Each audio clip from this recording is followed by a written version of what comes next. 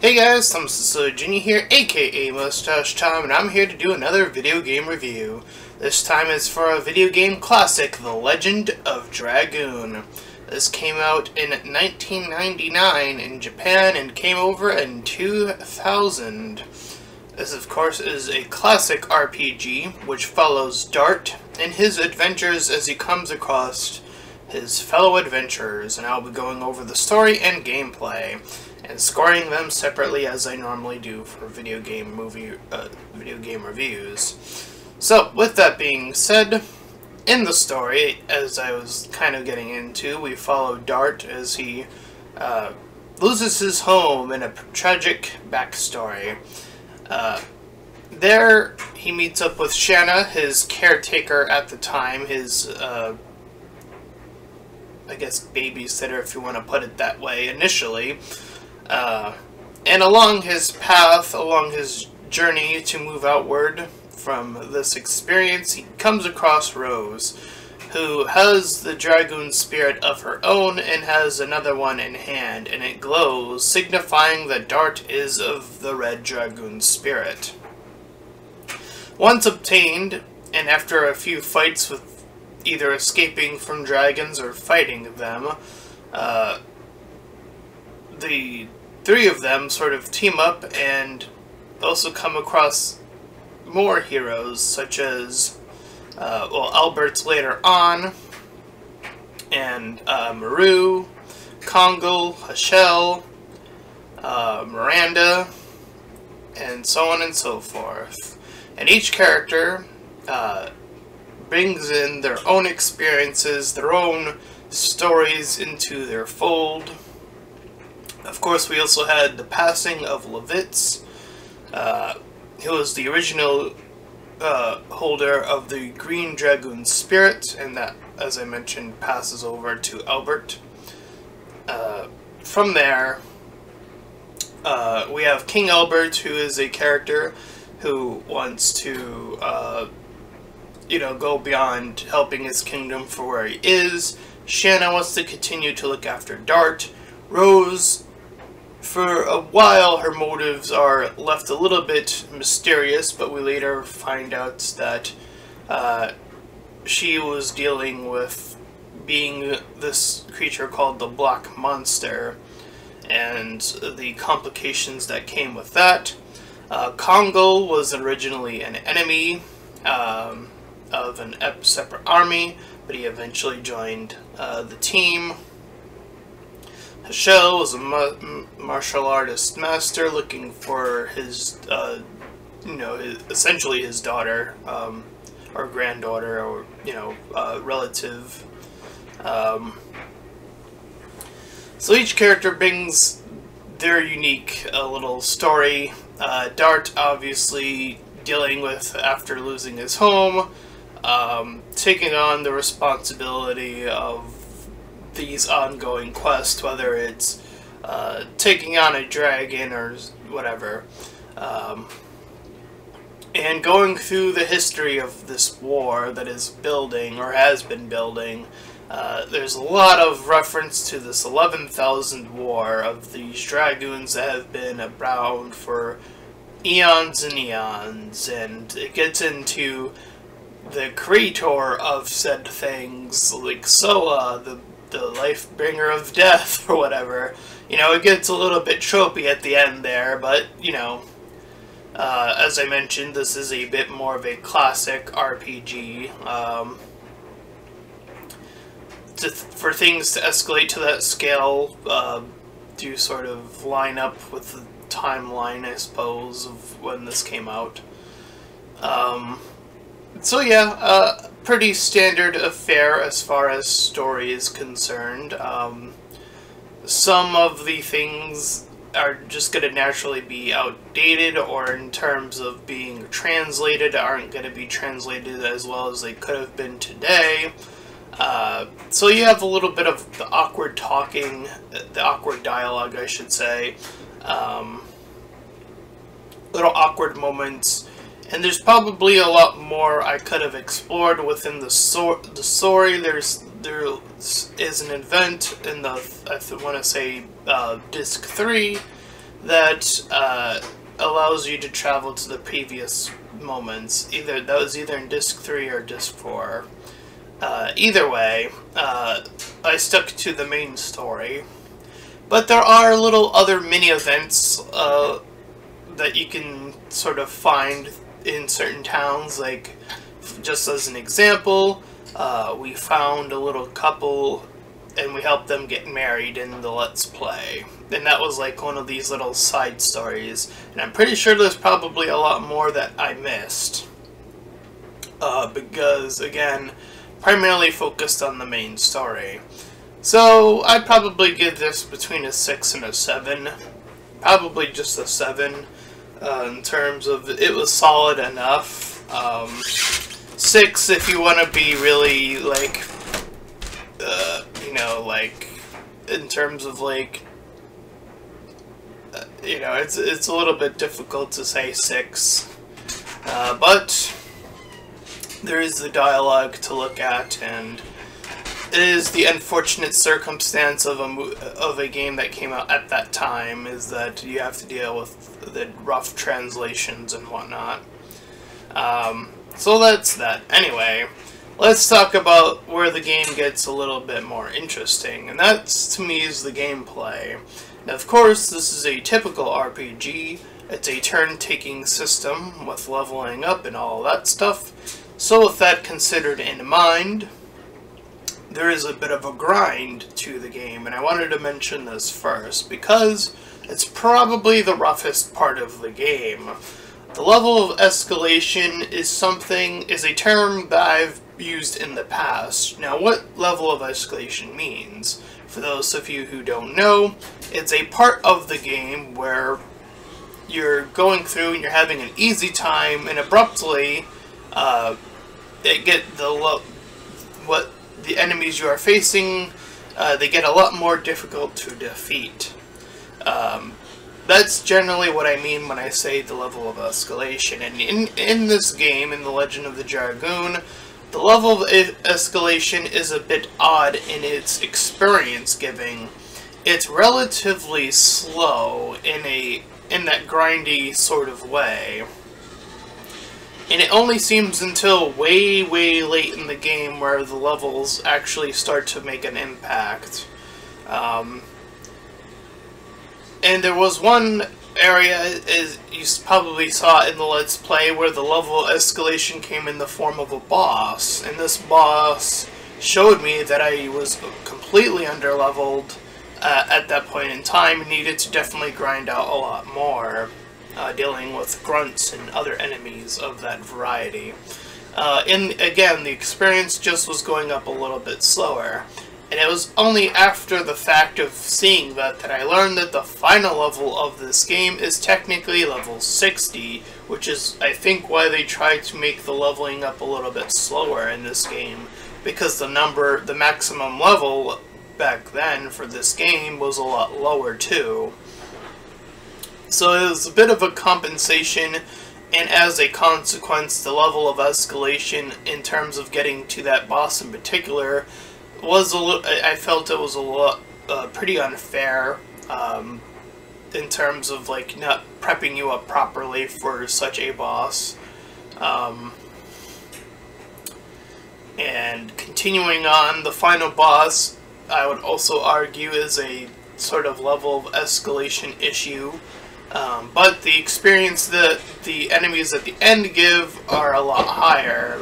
Particularly, there's this big dinosaur-like creature at the end that gives like 2,000 experience, and for this game that is the most you're probably gonna get as far as experience. Other than that, it is a bit rough, and the bosses are like your big go-to get your EXP after defeating that boss. That's where you're gonna get your big level ups for everybody. And other than that, you're just gonna kind of go around, fight, you know, circle around, wait until the blue triangle above your head turns red, and then wait for an enemy encounters, and sort of, again, grind it out. With that being said, there is the good part of the RPG system, and the part I found most interesting. Now, Shanna and Miranda do not share this gimmick, unfortunately. They did not figure out at the time how to make a bow combo, which, by the way, if this game came out as a remake, they would probably be able to figure that out now, because there are plenty of characters that use bows and are able to combat with those said combos. So, the gimmick is that a prompt will appear when you go to attack. It's a box in the middle of the screen, and the X button will sort of move in, and as it reaches the center, it will flash a white color, and as soon as that white color hits, you're going to want to press the X button, and what this will achieve is allow you to hit the combo. Yes, this is a game that introduced RPG combos. You know, I was looking at Indivisible, and I immediately thought of that game, which came out, I want to say, not too long ago. And I feel like Indivisible got that combo system from The Legend of the Dragoon, where you press the, well, in that game, it looks like you just press the button and you do the thing automatically. But there's still combo in that game. But this is where that comes from, I feel. I'm not 100% sure. I'm not going to make that a 100% claim. It does feel like it, though. Again, when it flashes white in the middle, you want to get to press X. However, once in a while, they're going to want to trick you, and they're going to make it the circle button, and it's going to move in a lot faster. If you miss the combo from the circle prompt, you're going to get a lot of damage, or you're going to get a little bit of damage. You're going to get knocked back, and you might take a little bit of damage. And damage scales up depending on level a little bit, it seems. Or it scales down. I'm not sure which one it was.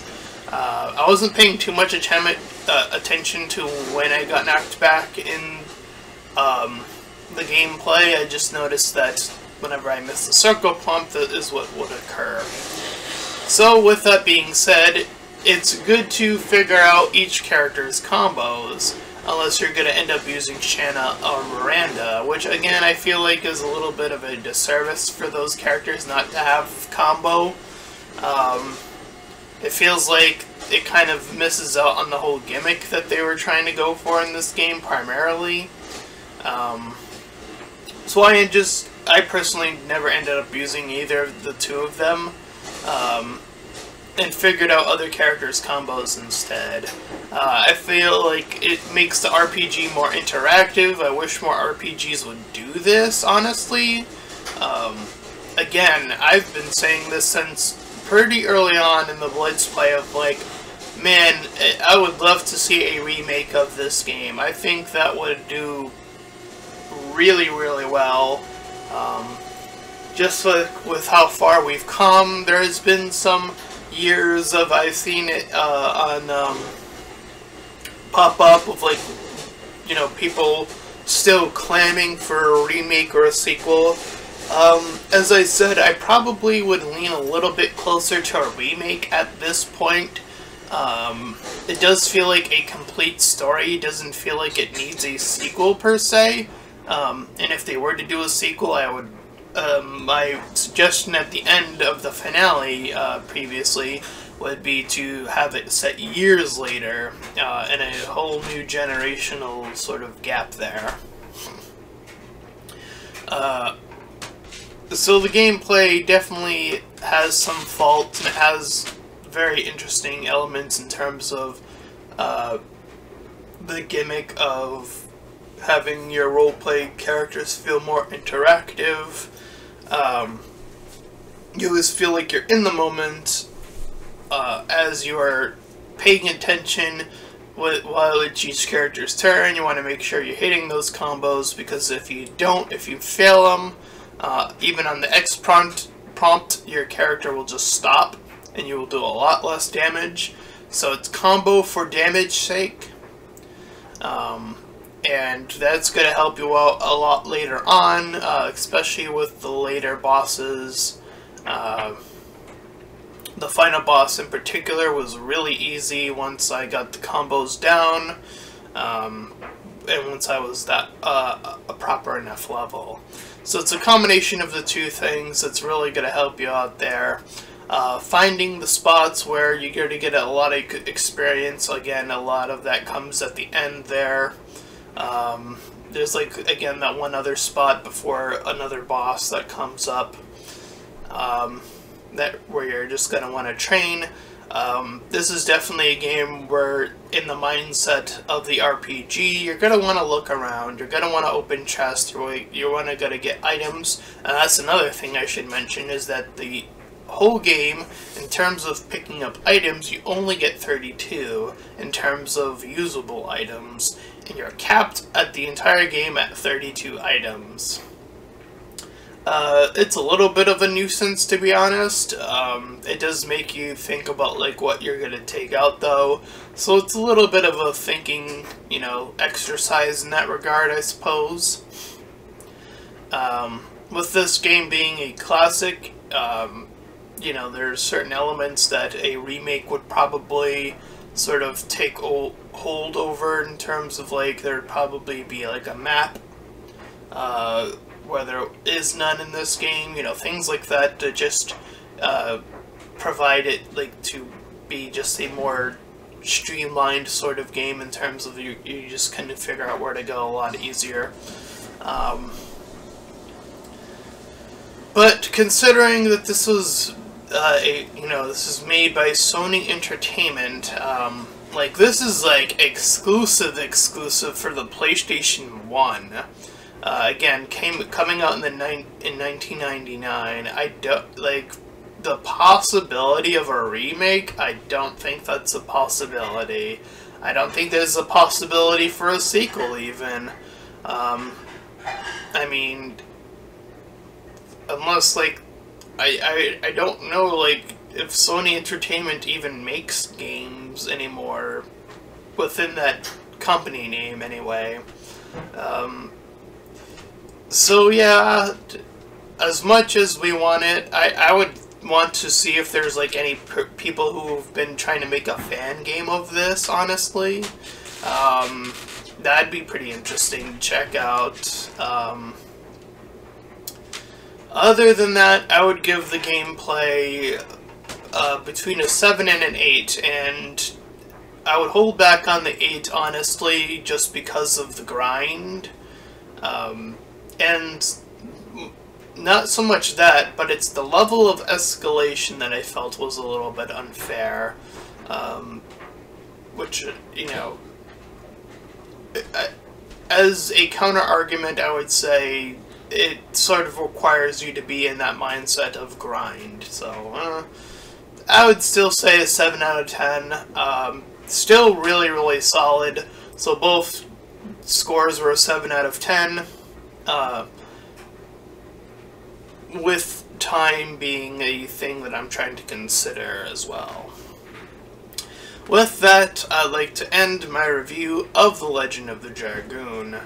If you have not played it, you know, I think you can probably just get it at in the PlayStation Store at this point. I'm pretty sure. I think. If not, I don't know if it's like an easy find in a game store. I highly doubt it.